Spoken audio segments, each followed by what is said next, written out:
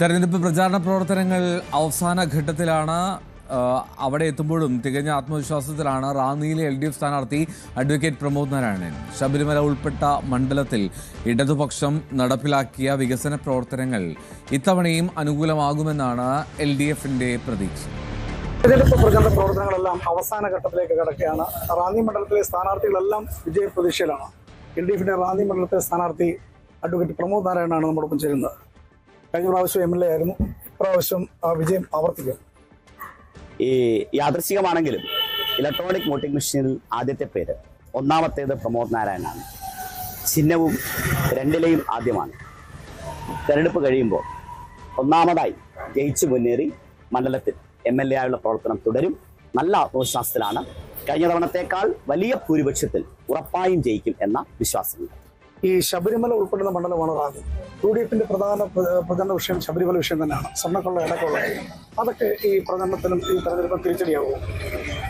ഞാനൊരു അയ്യപ്പ ഭക്തനാണ്. ഒരു അയ്യപ്പ ഭക്തൻ എന്ന തരത്തിൽ എൻ്റെ ജന്മനാട് പന്തളത്തിനടുത്താണ്.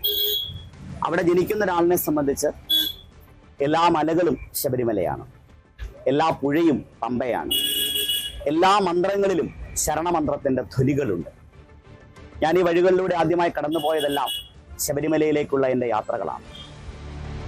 റാന്നിയുടെ MLA ആയപ്പോൾ ലഭിച്ച ഏറ്റവും വലിയ സൗഭാഗ്യമായി ഞാൻ എൻ്റെ ഹൃദയത്തിൽ പേറുന്നത് തിരുവാഭരണ ഘോഷയാത്രയ്ക്കൊപ്പം പോകാൻ കഴിയുന്നു, മണ്ഡലകാലത്ത് നട തുറക്കുമ്പോൾ നിൽക്കാൻ കഴിയുന്നു, ഹരിവരാസനം പാടി നട അടയ്ക്കുമ്പോൾ അവിടെ നിൽക്കാൻ കഴിയുന്നു.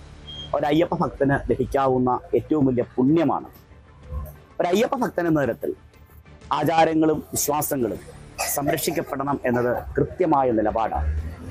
അയ്യപ്പന്റെ ഒരു തരി സ്വർണമാകട്ടെ മറ്റെന്തെങ്കിലും ആകട്ടെ, അത് കവർന്ന ആരെങ്കിലും ഉണ്ടെങ്കിൽ അവരുടെ കയ്യിൽ വിലങ്ങ് വീഴും, അത് വീഴണം, അവർ തുറുങ്കിലടയ്ക്കപ്പെടണം എന്നതാണ് എൻ്റെ നിലപാട്. അതെല്ലാ വിശ്വാസികളുടെയും നിലപാടാണ്. ഈ സർക്കാർ അതുകൊണ്ടാണ് ഹൈക്കോടതിയുടെ മേൽനോട്ടത്തിൽ ഒരു അന്വേഷണ സംഘത്തെ നിയോഗിച്ചത്. സർക്കാരിൻ്റെ നിലപാട് അതുകൊണ്ടാണ്. അയ്യപ്പനെ പ്രചരണ വിഷയമാക്കണമോ, അതൊരു തിരഞ്ഞെടുപ്പ് വിഷയമാക്കണമോ, അത് അയ്യഭക്തന്മാർ ഇതെല്ലാം കാണുന്നുണ്ട്. എന്തായാലും എന്നെ അയ്യപ്പൻ അറിയാം, നാട്ടിലെ വിശ്വാസികൾക്കറിയാം. പ്രധാനമായും LDF നടപ്പിലാക്കിയ വികസന പ്രവർത്തനങ്ങൾ, മണ്ഡലത്തിൽ നടത്തിയ വികസന പ്രവർത്തനങ്ങൾ, ഇതൊക്കെയാണോ പ്രധാനമായും ചർച്ച? അങ്ങയുടെ ചോദ്യത്തിൽ രണ്ട് ഉത്തരങ്ങൾ എനിക്കുണ്ട്. ആദ്യത്തേത് MLA എന്നിടത്തുള്ള ആളുകളുമായുള്ള വ്യക്തിബന്ധങ്ങളാണ്. 2021 ആദ്യമായി വരുമ്പോൾ അടുപ്പങ്ങളൊന്നും ഉണ്ടായിരുന്നില്ല. പക്ഷെ ഇന്ന് ഏത് സ്ഥലത്തേക്കും പോവും, ഈ നിൽക്കുന്ന ഓരോ ആളിനെയും എനിക്ക് പേരെടുത്ത് വിളിക്കാൻ കഴിയും. ഈ നിൽക്കുന്ന മോള് 2 വർഷം മുമ്പാണ് എനിക്കൊരു മെസ്സേജ് അയക്കുന്നത്, ഞങ്ങളുടെ റോഡ് MLA ഒന്ന് ശരിയാക്കി തരുന്നു. ഒരു MLAക്ക് ഒരു മെസ്സേജ് അയക്കാം, വിളിക്കാം, പരിചയപ്പെടുത്തൽ വേണ്ട, ആമുഖങ്ങൾ വേണ്ട. അംഗൻവാടിയിലെ കുഞ്ഞുങ്ങൾ മുതൽ തലമുതിർന്ന മനുഷ്യർ വരെയുള്ള ഒരു ആത്മബന്ധമുണ്ട്. ഒറ്റ വാക്കിൽ പറഞ്ഞാൽ റാന്നിയിലെ ജനങ്ങൾ 5 വർഷം കൊണ്ട് അവരുടെ കുടുംബാംഗമായി, കുറച്ചുകൂടി ഭംഗിയായി, അഴകോടെ പറഞ്ഞാൽ കൂടപ്പിറപ്പായി കാണുന്ന ഒരു ബന്ധം. അത് അവരുടെ പ്രശ്നങ്ങൾ കേട്ടതിൻ്റെയാണ്. രണ്ടാമത്തേത്, വികസനത്തിൽ റാങ്ക് വാങ്ങിയ മണ്ഡലമായിരുന്നു ഈ 5 വർഷം. എല്ലാ ബൃഹത്തായ പദ്ധതികളും നടപ്പിലാക്കാൻ കഴിയും. 12 പഞ്ചായത്തുകളിലും സിഗ്നേച്ചർ പ്രോജക്ട്സ്, 121 കോടി. ശബരിമല ചർച്ച ചെയ്യുമ്പോൾ നമ്മൾ പറയണോ, ശബരിമലയിലെ ഭക്തർക്ക് വെള്ളമെത്തിക്കാൻ ടാങ്കറുകളിലായിരുന്നു. 121 കോടി രൂപയുടെ നിലയ്ക്കൽ കുടിവെള്ള പദ്ധതി നമ്മൾ കമ്മീഷൻ ചെയ്തു. പെരുന്നാട്ടിൽ കിടത്തി ചികിത്സ ആരംഭിച്ചു. അവിടുത്തെ മഞ്ഞത്തോട്ടിലെ ആദിവാസി ജനവിഭാഗങ്ങൾ ടൈറ്റിൽ ഡീഡ് കൊടുത്തു. ഇപ്പുറത്തേക്ക് വന്നാൽ പെരുന്തേനരുവിൽ ടൂറിസം, നാറാണമൊഴി, വെച്ചുച്ചിറ, പെരുന്നാട് പഞ്ചായത്തുകൾ പെരുന്തേനരുവി ടൂറിസത്തിൽ ഒരു സ്ഫടിക പാലത്തിന് അനുമതി വാങ്ങി. ഈ 3 പഞ്ചായത്തുകളെയും സാരമായി ബാധിക്കുന്ന വന്യമൃഗ ആക്രമണം അത് തടയാൻ കേരളത്തിൽ ആദ്യമായി ആസ്തി വികസന ഫണ്ടിൽ നിന്നും 50 ലക്ഷം രൂപ പ്രത്യേക അനുമതി വാങ്ങിയെടുത്ത് പൂർണ്ണമായും വിനിയോഗിക്കാൻ കഴിഞ്ഞു.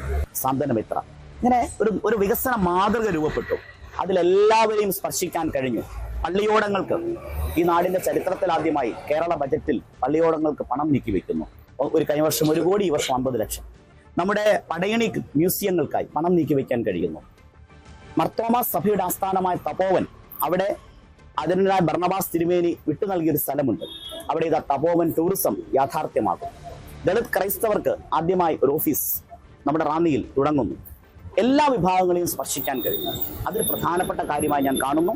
അതുകൊണ്ട് അവർക്കെല്ലാം ഒരു തരത്തിലുമുള്ള ഒരു ആമുഖങ്ങൾ വേണ്ട. അവരുടെ എല്ലാം MLA ആണ്, അവരുടെ എല്ലാം പ്രതിനിധിയാണ്, പ്രതീകമായിട്ടാണ് ഈ തെരഞ്ഞെടുപ്പിൽ മത്സരിക്കുന്നത്. തീർച്ചയായിട്ടും എല്ലാ കാര്യങ്ങളും വ്യക്തമായി പറഞ്ഞു ചുരുങ്ങിയ സമയം കൊണ്ട് എല്ലാ വിജയാശംസകളും നേരുന്നു. അങ്ങയുടെ വിജയാശംസകൾക്ക്, ന്യൂസ് 18 വിജയാശംസകൾക്ക് നന്ദി. കൂടുതൽ വാർത്തകൾക്ക് news 18 Keralam YouTube channel subscribe ചെയ്യുക.